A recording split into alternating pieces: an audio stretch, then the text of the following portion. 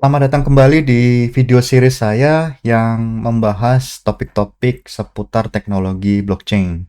Nah, video series ini diproduksi bekerja sama dengan Akademi Kripto. Kita akan menyimak dulu halaman disclaimer. Berbagai informasi yang disampaikan di dalam video ini bukan merupakan ajakan untuk menjual atau membeli instrumen apapun, melainkan untuk tujuan edukasi semata. Nantinya bila ada penyebutan produk-produk atau nama aset di dalam video ini, itu bukan berarti endorsement terhadap produk tersebut. Jadi ketika Anda nanti memutuskan untuk bertransaksi, itu berarti keputusan Anda 100%. Kali ini yang akan kita bahas adalah soal meningkatkan atau mengimprove anonimitas Bitcoin. Video ini sebenarnya adalah kelanjutan dari video sebelumnya, di mana video sebelumnya kita sudah membahas soal model anonimitas Bitcoin, kemudian bagaimana Bitcoin ini bisa dianalisis gitu ya. Kemudian ada beberapa pertanyaan yang dibahas di akhir video. Kali ini kita akan mencoba untuk mengulas metode-metode yang bisa dipakai untuk meningkatkan anonimitas dari Bitcoin. Karena Bitcoin sendiri sekarang tidak bisa disebut sebagai aset kripto yang fully anonymous atau 100% anonim. Karena sudah kita bahas bahwa ternyata model yang disampaikan atau model yang dibuat oleh Bitcoin terkait dengan pelindungan privacy itu ternyata tidak sempurna, atau ada analisis-analisis teknik-teknik yang dibangun atau dikembangkan untuk menganalisis transaksi-transaksi yang ternyata dipublikasikan di dalam jaringan blockchain milik Bitcoin. Key idea atau ide kunci dari presentasi ini adalah soal beberapa teknik yang akan saya sampaikan di sini supaya kita bisa meningkatkan anonimitas Bitcoin. Sebenarnya kalau di kehidupan sehari-hari, misalnya Anda sering menggunakan Bitcoin untuk kebutuhan apapun gitu ya, itu sebenarnya peningkatan fitur anonimitas sebenarnya tidak perlu dilakukan gitu. Jadi ya, tetapi kita akan membahas gitu ya beberapa metode yang dipakai atau yang bisa dipakai, yang bisa dipakai banyak orang supaya pelacakan transaksi Bitcoin itu semakin sulit. Bukan berarti bahwa teknik-teknik ini akan bisa dipakai kemudian artinya bisa berbuat kejahatan dengan Bitcoin gitu ya. Itu bukan. Tetapi kita melihat ini dari sisi teknologi, dari sisi perkembangan zaman atau metode atau secara ilmiah gitu ya. Karena analisis terkait dengan anonimitas Bitcoin, kemudian metode-metode untuk meningkatkan anonimitas, itu seperti kucing dan tikus. Jadi saling bersaing gitu. Jadi kita tidak melihat presentasi ini atau inti dari presentasi ini sebagai sesuatu yang negatif, tetapi akan kita lihat sebagai, ternyata ada bisa caranya untuk meningkatkan anonimitas tanpa harus mengubah protokol di dalam Bitcoin. Seperti itu. Jadi jangan dibayangkan sebagai sesuatu yang negatif gitu ya kalau anonimitas. Karena di kehidupan kita sehari-hari, terlebih untuk setelah munculnya Undang-Undang Perlindungan Data Pribadi, itu artinya anonimitas menjadi sesuatu yang perlu dimiliki begitu. Bukan berarti kita melindungi anonimitas karena kita melakukan aktivitas kriminal, bukan begitu. Tetapi ternyata pelindungan data pribadi itu merupakan hak semua orang. Nah, jadi seperti yang sudah saya sampaikan tadi, untuk pengguna pengguna Bitcoin umum tidak perlu mengobfuscate atau meningkatkan anonimitas atau tidak perlu membuat privacy lebih tinggi gitu ya. Karena apa? Karena ternyata nanti akan dibahas lebih lanjut metode-metode yang dipakai untuk obfuscating, untuk meningkatkan privacy, itu merupakan metode yang advance. Itu sayang sekali. Jadi tidak ada yang tinggal klik jalan gitu. Ya mungkin ada beberapa sistemnya, akan tetapi harus kita lihat underlying teknologinya, teknologi yang ada di belakang aplikasi ini. Jangan sampai nanti kita salah pilih, kita maunya meningkatkan privacy, ternyata kehilangan aset. Nah, ada metode yang namanya CoinJoin. Nah, ini sebenarnya metode yang bukan baru. Ini metode diperkenalkan sekitar tahun 2013 sampai 2015 ya. Mungkin 2012 atau sebelumnya. Kalau kita lihat di sini, karena kalau Anda ingat bahwa Bitcoin itu kan dibangun dengan menggunakan model UTXO ya, Unspent Transaction Output. Nah, jadi semua transaksi itu berhubungan dengan output. Entah itu penciptaan output atau menghabiskan output sebagai sebuah input di dalam sebuah transaksi. Nah, kalau di sini kita melihat bahwa si orang ini, si pemilik transaksi satu ini akan mencoba menyembunyikan setengah Bitcoin di output dengan indeks 0 di sini. Caranya adalah dia bekerja sama dengan orang lain yang punya Bitcoin, kemudian digabungkan ke dalam transaksi nomor 2 di sini, kemudian akan dibuatlah output baru. Artinya apa? Jadi di dalam CoinJoin ini tugasnya adalah mengaburkan histori transaksi. Jadi seolah-olah transaksi satu ini ada hubungannya dengan transaksi-transaksi yang lain, di mana di sini adalah 0,8 dan 0,3. Seolah-olah mereka dimiliki oleh orang yang sama, padahal kan tidak gitu. Jadi ternyata bisa dikaburkan historinya. Jadi membuat analisis itu jadi menghasilkan hasil yang kurang tepat. Jadi tidak akurat setelah adanya CoinJoin di situ. Nah, jadi kalau di dalam CoinJoin intinya adalah si peserta itu tidak kehilangan uang sama sekali gitu ya. Jadi misalnya dia memasukkan setengah Bitcoin, nanti dia akan menghasilkan setengah Bitcoin juga. Atau ketika di sini dia punya setengah Bitcoin dan 0,3 Bitcoin, dia harus cari orang yang punya 0,8 Bitcoin untuk menghasilkan output yang sama gitu ya. Nominalnya sama 0,8. Jadi sulit apakah 0,8 ini miliknya si pemilik transaksi satu atau transaksi lainnya.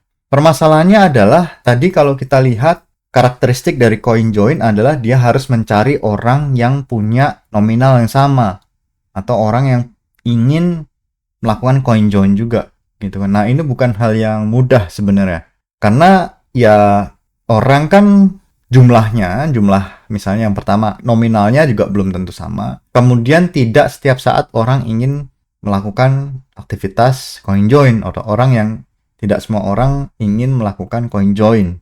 Meskipun di sini ada satu service namanya coinjoins.org, tetapi saya agak ragu apakah memang layanan ini ramai dipakai. Seperti itu. Jadi itu permasalahannya.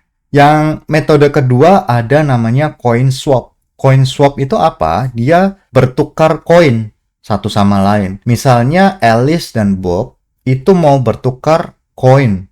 Nah, metodenya dengan 2-of-2 multisig escrow address itu. Jadi dia akan bertukar koin dengan tanpa adanya pihak ketiga. Bisa sebenarnya pihak ketiga gitu ya. Dengan modifikasi sedikit ada bisa pihak ketiga misalnya Carol di sini. Tetapi dengan dua pihak saja sudah cukup sebenarnya. Ya, Alice nanti bertukar, jadi koinnya Alice jadi miliknya Bob, koinnya Bob jadi miliknya Alice gitu. Jadi histori koinnya milik Alice itu akan jadi punyanya Bob dan historinya Bob menjadi punya Alice gitu. Jadi misalnya Alice sudah pernah beli permen, sementara Bob belinya kopi gitu ya. Jadi nanti kalau misalnya mereka bertukar, jadi historinya adalah ya Alice di masa lalu sering beli kopi, sementara Bob sering beli permen. Padahal kan terbalik. Nah, permasalahannya juga mirip dengan CoinJoin. Jadi CoinSwap ini orang sulit untuk mendapatkan atau mencari orang yang mau bertukar gitu. Ada juga metode yang sentralistik. Jadi namanya centralized mixing service. Nah, jadi mixing service ini menyelesaikan persoalan yang ada di dalam CoinJoin dan CoinSwap, di mana pihak sentral yang penyedia layanan tadi itu mengelola layanan. Jadi dialah yang akan menyediakan layanan. Misalnya ada orang mau bertukar koin, ya dia tukar dengan koinnya dia sendiri. Kemudian kan dia dapat koin baru. Kemudian ada orang lain yang mau bertukar, jadi dia tukar. Jadi mixing service dia. Permasalahannya adalah layanan sentralistik ini amat sulit dipercaya. Karena ketika Anda sudah mengirimkan koin, itu koinnya bisa pergi kemana-mana ya kan. karena layanannya juga mungkin tidak terdaftar. Kemudian Anda juga tidak tahu ini lokasi layanannya di mana, bisa di dalam negeri, bisa di luar negeri gitu ya, kan tidak tahu. Nah, jadi scam, jadi koinnya kecurian, kehilangan koin, nah itu bisa terjadi, amat sangat bisa terjadi. Terutama kalau nilai Bitcoin sekarang sangat tinggi, kalau Anda mau bertukar koin di dalam mixing service ini, itu temptation-nya sangat besar. Jadi koinnya bisa dibawa lari, Anda tidak bisa melakukan apapun. Karena kemarin kita sudah membahas bahwa untuk melacak itu susah, apalagi untuk mengembalikan aset yang sudah kecurian. Begitu. Nah, contoh mixing service ada Bitcoin Fork, ada BitLaundry. Tapi satu warning saya, jangan dipakai ini layanan-layanannya. Ada juga metode sederhana namanya merge avoidance. Nah, merge avoidance ini dipakai untuk menghilangkan atau mengurangi atau mempersulit analisis behavioral analysis. Misalnya yang kemarin kita bahas di video sebelumnya, ada satu wallet yang mengirimkan transaksi di jam-jam tertentu atau dengan nominal tertentu yang unik. Nah, kalau merge avoidance itu simple. Jadi dia, kalau misalnya Anda punya koin-koin besar, itu dipecah dulu jadi banyak output. Misalnya 1 Bitcoin Anda pecah dulu jadi misalnya 0,01 Bitcoin atau 0,001 Bitcoin. Nanti ketika Anda mau beli atau bertransaksi sebesar 0,5, ya Anda pakai banyak output. Nah, permasalahannya adalah ya biaya transaksi jadi makin mahal gitu ya. Kemudian untuk menghindari analisis waktu, ya pembayarannya harus dilakukan dalam rentang waktu yang acak, dalam 1 hari atau lebih dari 1 hari. Nah, itu model dari merge avoidance. Kemarin juga dibahas soal analisis jaringan untuk melihat transaksi Bitcoin. Kenapa? Karena ya misalnya di Wireshark itu sudah ada filternya untuk Bitcoin, untuk transaksi Bitcoin. Nah, salah satu caranya dengan menggunakan jaringan Tor atau di Onion Router. Jadi kalau menggunakan jaringan Tor, itu paket datanya di-encrypt. Jadi semuanya menggunakan enkripsi. Ketika Anda mengirim data atau menerima data, data-data ini terenkripsi. Jadi ada penyedia layanan Tor itu yang menyediakan secara gratis. Nah, cuma masalahnya ketika layanan ini disediakan secara gratis, tidak ada jaminan bahwa layanan ini merupakan layanan yang aman, 100% aman. Kenapa? Karena ternyata beberapa paper akademik itu menduga bahwa ada spy di situ. Ada spy di jaringan Tor. Jadi harus hati-hati. Anda harus sangat-sangat hati-hati ketika menggunakan jaringan Tor. Karena bukan berarti paketnya terenkripsi. Karena setiap node dari Tor itu bisa membaca. Karena enkripsi itu dilakukan untuk node. Setiap node. Gitu ya. Karena dia bertindak seperti router.